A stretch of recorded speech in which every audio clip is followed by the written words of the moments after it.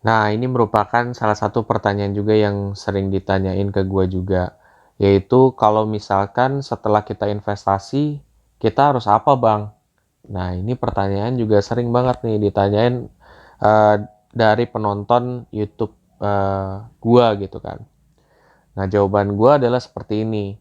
Kalau misalkan kalian setelah selesai investasi, ya tugas kalian adalah mempelajari lebih dalam investasi yang kalian tekunin.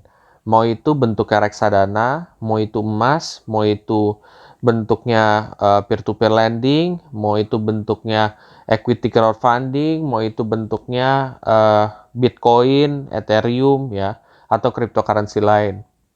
Nah, kenapa sih kita harus pelajarin setelah itu? Mungkin orang mikirnya adalah investasi itu kayak lotre gitu.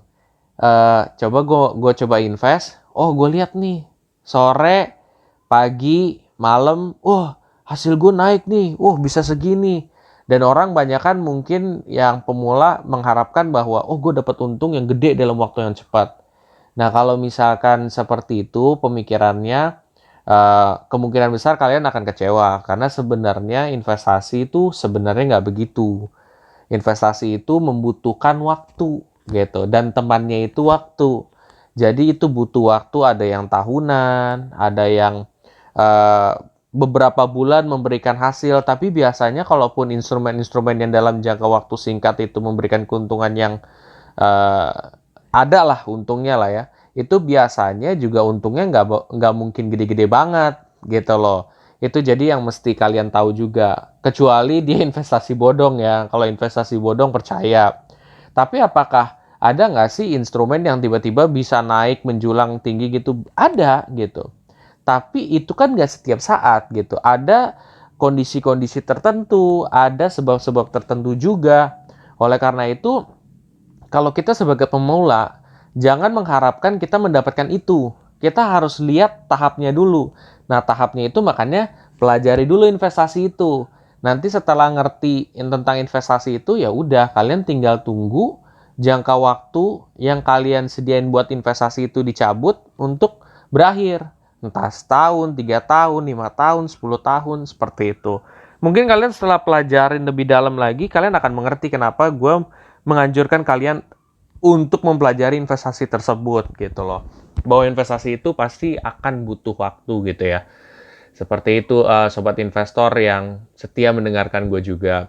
Oh iya, mungkin buat kalian yang nggak tahu, sekilas info aja, gue bikin audio ini sebenarnya karena gue lagi dalam kondisi sakit juga, jadi gue belum mampu untuk bikin video dan mungkin lebih enak ya kalau misalkan nontonin video kan. Cuman ya sayangnya kondisi gue lagi belum mumpuni untuk seperti itu. Tapi seenggaknya gue masih bisa komunikasi lewat audio dan mungkin kalian bisa dapat ilmu juga di sini. Mungkin sobat investor yang pengen mempelajari lebih dalam lagi soal investasi, kan ada playlist gue tuh yang di belajar reksadana, belajar saham, atau misalkan kalian mau belajar sekalian praktek tuh. Itu bisa di dana darurat, dana pensiun. Nah, coba cek aja dari per minggu itu. Karena di setiap per minggu itu gue memberikan info di dalam gitu. Jadi sambil gue update portofolio di satu aspek itu, tapi gue juga kasih tahu ilmu ke kalian juga. Di situ mungkin sama-sama bisa belajar juga nih sobat investor gitu. Jadi kalian lebih mengerti. Dan semakin kamu mengerti soal investasi tersebut, itu adalah permainan alokasi uang kalian aja gitu. Salah satunya aspeknya gitu. Dalam arti gini, kalau kamu anggurin aja duit kamu di bank, pada akhirnya kan kamu juga tahu ada yang namanya biaya administrasi. Kamu coba aja lihat pemotongan. Biaya administrasi untuk kartu aja ada yang 16.000.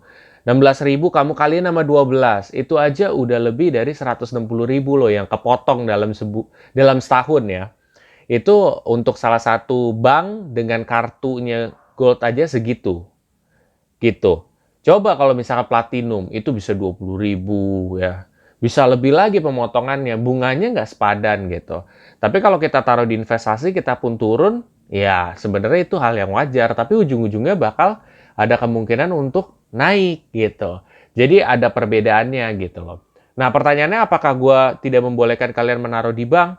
Jawabannya adalah tidak gitu. kalian taruh proporsi sebagian di bank, tapi sebagian juga di instrumen yang kira-kira di ke depan hari itu bisa naik gitu, atau memiliki kemungkinan untuk naik. Nah, kalian juga harus tahu kalau misalkan investasi itu dia bukan yang kayak kita kerja di kantoran gitu, tiba-tiba dapat gaji, oh per bulan dapat berapa, oh per minggu dapat berapa, nggak kayak gitu. Jangan gitu mikirnya. Mikirnya adalah bahwa kemungkinan ke depan hari duit kita meningkat, tidak menurun gitu. Ya kalau kita naruh di biasa aja di bank itu kan kemungkinan untuk menurunnya besar. Gitu loh. Sekarang aja ya mungkin kalian bisa lihat lah Genius aja sekarang ada pemotongan sekitar 10.000 per bulan. Nah, mau kalian aja 10.000 dikali 12 udah berapa? Udah 120.000 kan gitu. Tapi tanpa kita sadari kita tuh ya nggak sadari itu. Tapi giliran investasi tuh kita sadar banget. Aduh saya minus segini. Padahal sebenarnya kamu taruh di bank pun itu juga punya chance untuk minus juga. Mudah-mudahan apa ya omongan singkat gue ini dapat membantu menjawab pertanyaan kalian juga. Kalau kalian rasa video ini sangat bermanfaat atau audio ini sangat bermanfaat, please share aja ke sobat investor yang lain dan jangan lupa untuk subscribe, like dan komen di video gue ini. Sampai jumpa di video selanjutnya. Terima kasih.